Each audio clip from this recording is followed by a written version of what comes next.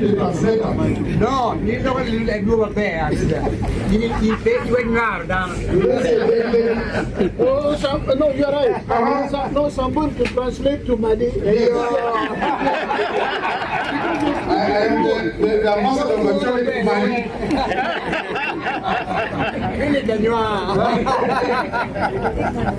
I think because I cannot speak alone, I need to invite my colleagues in OWC to show you why we are many and what this occasion means to us.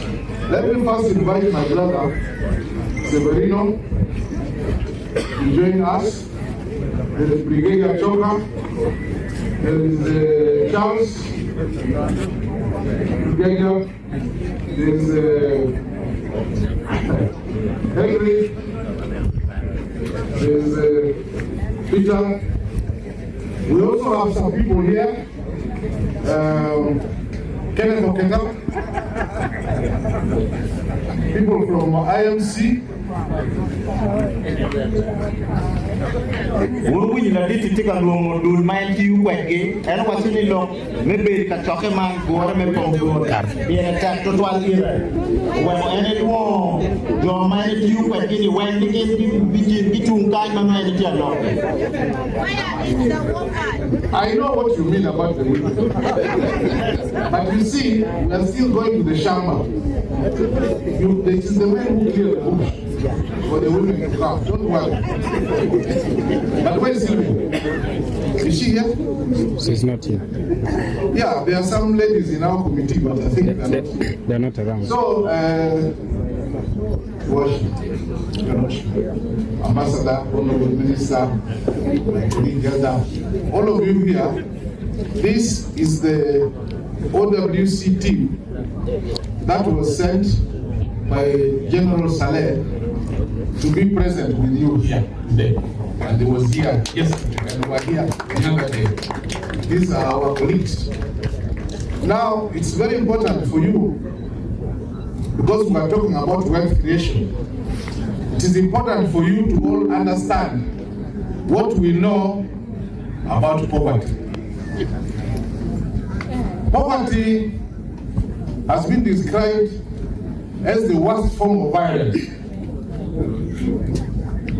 And that's why the President created Operation Wealth Creation, because poverty is the worst form of violence. Number two, we also know that poverty is man-made. It is not artificial. It is created like slavery by human beings, including what Mandela said, like apartheid, it is a human act by design, and it's executed meticulously.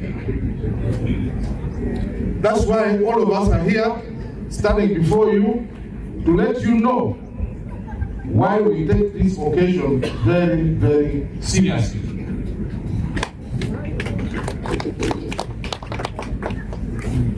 So what are the characteristics of poverty in Uganda?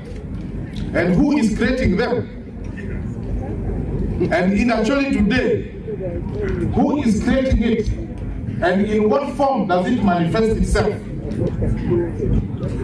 I heard you people talking, I heard people complaining. Yes, that is true.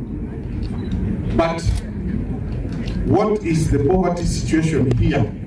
And in what numbers? Because unless you are very clear about that, you are in no way able to give a diagnosis and a solution. That is how seriously we place this function of yours here.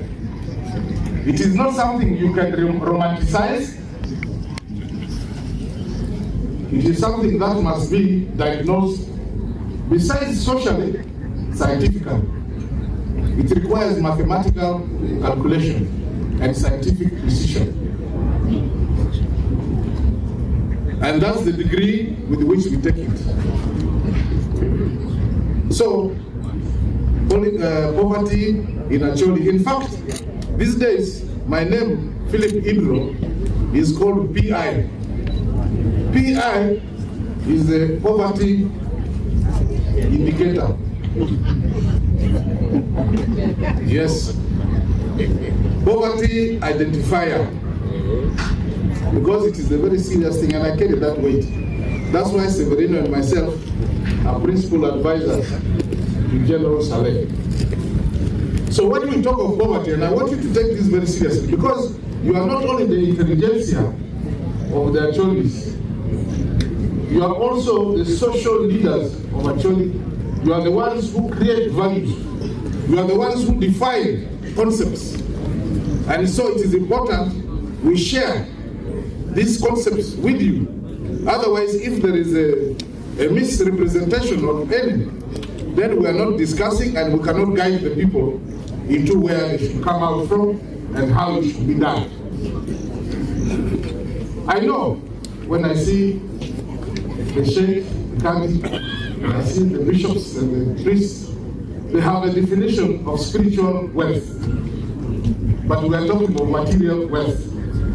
They are not far from each other because one can cause the other a problem. As Jesus said, man does not live by bread alone. Because even if you have a lot of meat, if you are not happy, the meat is tasteless. We know that. And if you have only water to drink, but you are friends, that water is very sweet. This is how we understand the situation, and therefore we have to be with you with all the seriousness. And we want really serious partnership with you people so that we can tell the truth. Thank you. And I say this because there's a lot of confusion. If I ask you how much beer we drink in Gulu and what that can do, how much Coca-Cola we drink and how many cows we have, and we are still poor, what does that tell us? Because each factory is a car. And if in Gulu there are 400 cars, that's 400 factories. But we chose to buy cars rather than build factories. That's the calculation we are talking about. My friend here knows this very well. He's a miller. He's one of those who leads us in industrial processing. And he knows with one car you can get a mill. Either for lapena, or for maize, or for other things. The book. So there is what you call terminological inexactitude. When we talk about the issues of poverty here, we are not defining it well, so we are not getting the solution. So it is very, very important that we are very clear in understanding these things so that we come together. Because even in the same family, we have a problem. Some brother has a car, the other ones don't have anything in the house.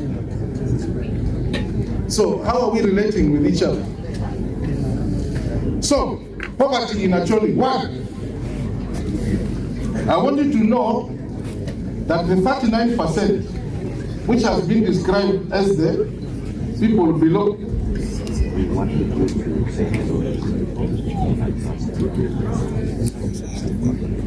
okay.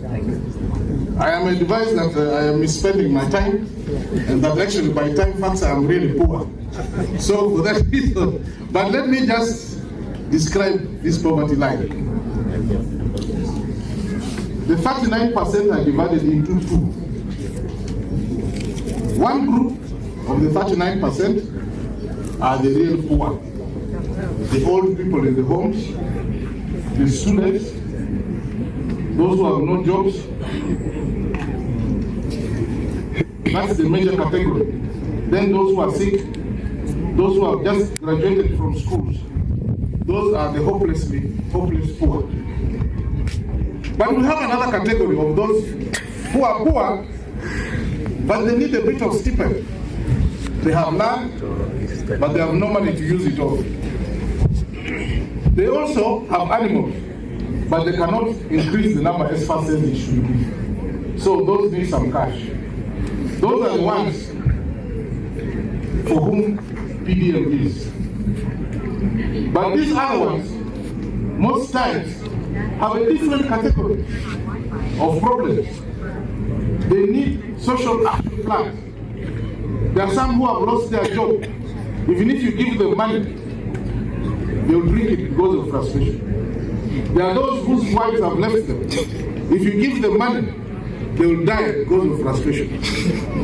There are others who need an uncle to guide them, so that even if you give money, you have to pass it through the uncle, otherwise it will be misused. And there are many other categories, but I'm poor of time, so I'm not talking to that. So when we're analyzing this, and yet we have people outside, and I heard them, they want to help here, but there is no mechanism of helping their relatives and others here. We have to discuss this properly. We also have those who are here who need help, but it's a problem because they are not communicating.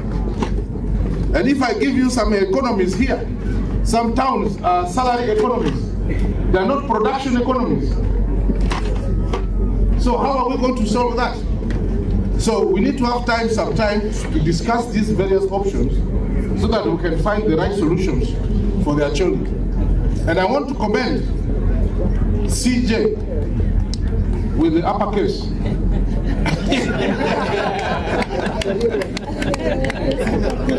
For his trying to introduce this new crop coffee, because it's a perennial thing that must be done.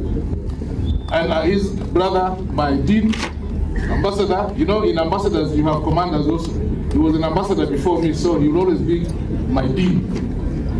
Ambassador. For also voicing his concerns about this matter, and we agree with him. But also I want to commend the members of parliament and the chairman, because they have said that we must now look into the various sub-districts in connectivity from West Nile via Acholi, via Lamu up to Karamoja. It is called WALK, and they have said clearly that we must work together in solving our problems of poverty. And I think the CJ with uppercase again reiterated to this yesterday very well, that no place in northern Uganda can develop alone. And therefore it's important that we must all develop together so that we all grow, because we have the same problem. We misunderstood power, we misunderstood ourselves. All these things have to be resolved so that we can come up and have a common cause and make our people grow. I think since I'm being stared at very sternly but fine family, I don't want to take much of the time of the program. On behalf of General Saleh, I want to salute all of you and wish you best in deliberations.